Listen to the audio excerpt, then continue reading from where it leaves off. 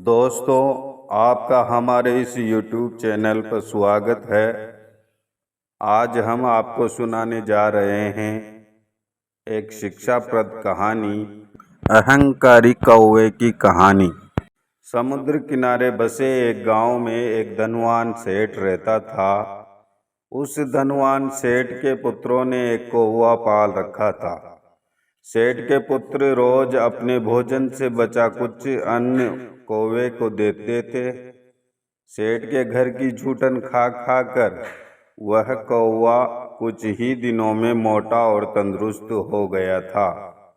रोज सेठ के घर से भोजन मिलने पर कौवे का अहंकार बहुत बढ़ गया। अब कौवा अपने श्रेष्ठ पक्षियों को भी तुच्छ समझने लगा। अब आए दिन कौवा अपने से श्रेष्ठ पक्षियों का अपमान करने लगा। एक दिन समुद्र किनारे कुछ हंसों का जोड़ा उड़ता हुआ आया और एक पेड़ पर जाकर बैठ गया। हंसों का जोड़ा बहुत खूबसूरत था। हंसों की खूबसूरती देख सेठ के पुत्र हंसों की तारीफ करने लगे। ये बात कौवे को नागवार गुजरी। वह मन ही मन हंसों से ईर्ष्या करने लगा। हंसों से ईर्ष्या करते हुए वह दोनों हंसों में से जो सबसे ताकतवर हंस प्रतीत हुआ उसके पास गया। हंसों के पास जाकर कौवा हंस से बोला, तुम केवल खूबसूरती में मुझसे अच्छे हो सकते हो, लेकिन ताकत में मैं तुमसे ज़्यादा ताकतवर हूँ। मैं तुम्हारे साथ उड़ने की प्रतियोगिता करना चाहता हूँ। हंसों ने कौवे को समझाया कि वह उनके साथ प्रतियोगिता नहीं कर सकता, क्योंकि वह आसमान में बहुत दूर दूर तक उड़ते हैं।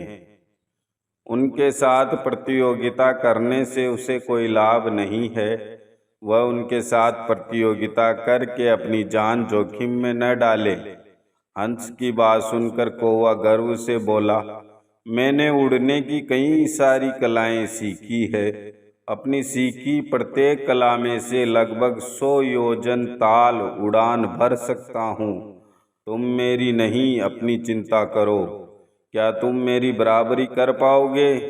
हंस कौवे की बात सुनकर मुस्कुराया और बोला, मित्र, हो सकता है कि तुम उड़ने की कई सारी कलाएं जानते होंगे, लेकिन मैं तो सिर्फ एक ही कला जानता हूँ जिससे सभी पक्षी उड़ते हैं।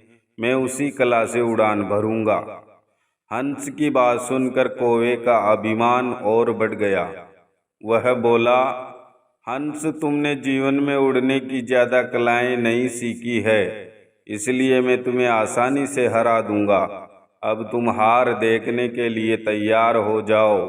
उनकी बातें सुनकर कई पक्षी इस प्रतियोगिता को देखने के लिए वहां जमा हो गए। सभी पक्षियों के सामने हंस और कौवा दोनों समुद्र की ओर उड़े।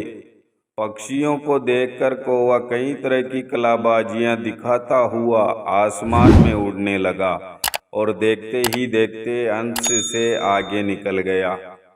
हंस अभी भी हमेशा की तरह अपनी सामान्य गति से ही उड़ रहा था। यह देखकर वहां उपस्थित कई सारे कौवे प्रसन्नता व्यक्त करने लगे। कुछ ही दूर में कौवे के पंख थकने लगे। वह विश्राम करने के लिए अपने आसपास पेड़ की डालियों को खोजने लगा, लेकिन विशाल समुद्र में वह काफी आगे निकल आया था। उसे अपने आसपास सिर्फ पानी ही पानी नजर आ रहा था। इतने समय में हंस उड़ता हुआ कौवे से आगे निकल गया। कौवे की गति काफी धीमी हो गई थी। थकान के कारण अब उसके पंखों ने भी जवाब देना शुरू कर दिया था। अब कौवा पानी के सबसे करीब उड़ने लगा। कौवे के पैर अब पानी में डूबने लगे थे।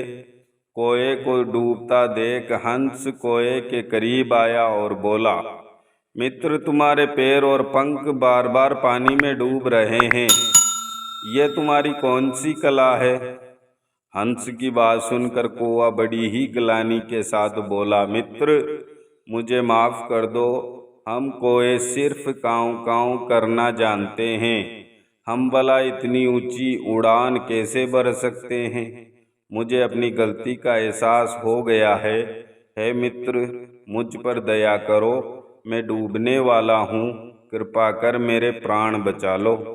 जल में डूबते हुए अचेत कोए को देखकर हंस को दया आ गई। उसने कोए को अपने पैरों में पकड़कर समुद्र किनारे छोड़ दिया। दोस्तों, आपको हमारी कहानी पसंद आई हो तो इसे लाइक करें, शेयर करें और हमारे चैनल को सब्सक्राइब करें और बेल आइकन को ज़रूर दबाएं ताकि लेटेस्ट कहानियों की नोटिफिकेशन आपको मिल जाए।